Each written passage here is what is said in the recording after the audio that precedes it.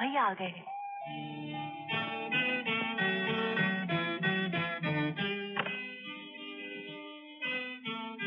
कमाल है भाई, हमारा घर है कि जादू नगरी। खुल जाओ सिमसिम और दरवाजा खुल गया। ना कोई आगे ना पीछे, ना दाएं ना बाएं। दिमाग में शक्को शुबा की मौजें उठे। आए आए।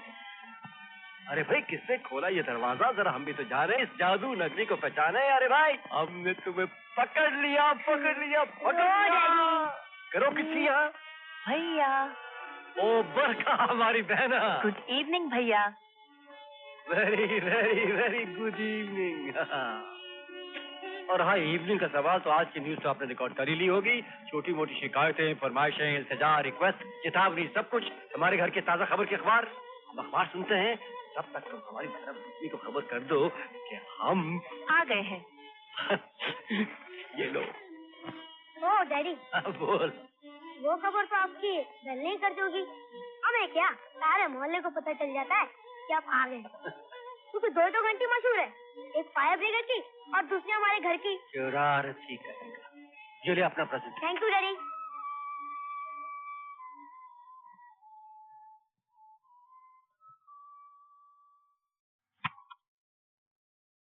डैडी डैडी, बरका आंटी है ना, मुझे पिपरमेंट खाने नहीं देती है। कहती है कि तेरे दांत सड़ जाएंगे।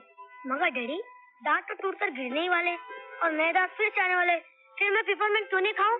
देखो ना भैया, राजू मुझे कितना तंग करता है। कभी छोटी खींचता है और कभी किताब छुपा देता है। और अगर मना करूँ तो कहता है पहले पेपरमेंट खिलाओ। डैडी, आंटी ने जो भी टेप किया है ना, वो सब झूठ है। आंटी की आधी छोटी तो नकली है। खींचूंगा तो हाथ में आ जाएगी ना।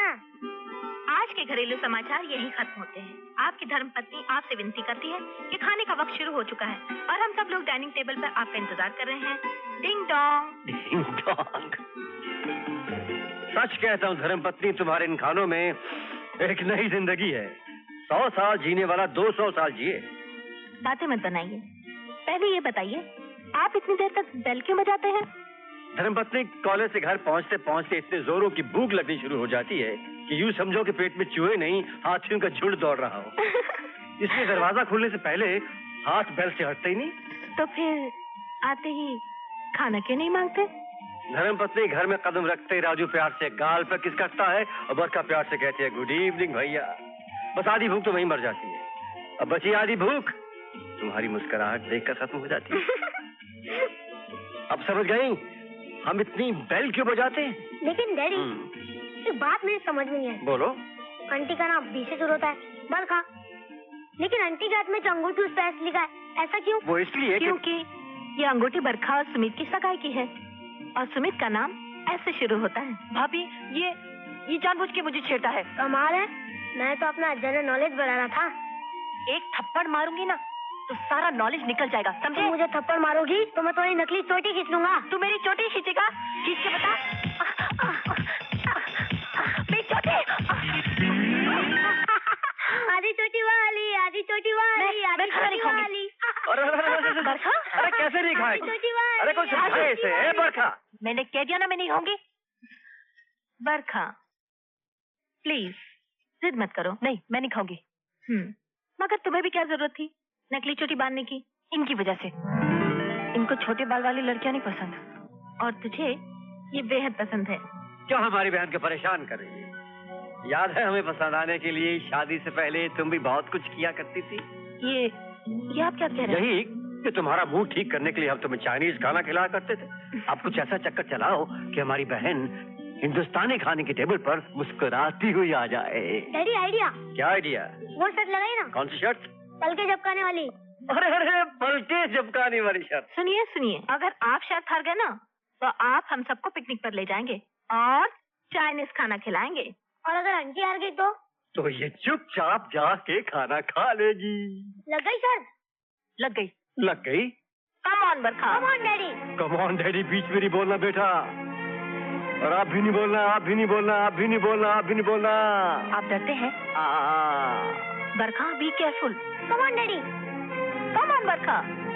कम ऑन डैडी।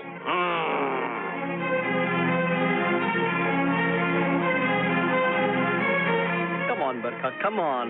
झपक दो आंखें, झपक दो। झपक दो, झपक दो। देखो मेरी आंखों में पानी आने लगा है। Be careful. Don't give up, okay?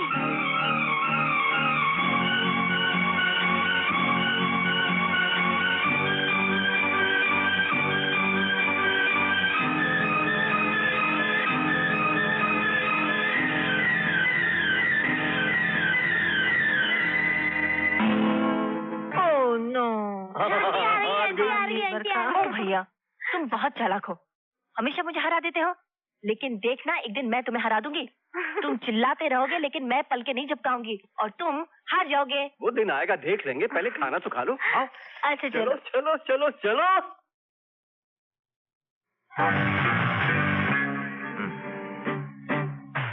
हमारा कोड होगा लाल गुलाब और उनके आदमी का कोड होगा काला गुलाब। मगर सांगा साहब, उस पार्टी के बॉस का कहना यह है कि वो माल की डीलिंग बॉस टू बॉस करेगा। Oh, good good. Boss to boss.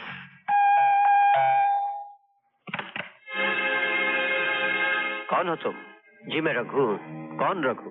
Professor साहब, जिस नशे को मिटाने के लिए आप हमेशा से लेक्चर देते आए हैं, उसी के बारे में मैं एक जबरदस्त इन्फॉर्मेशन लाया हूँ। चले आओ अंदर।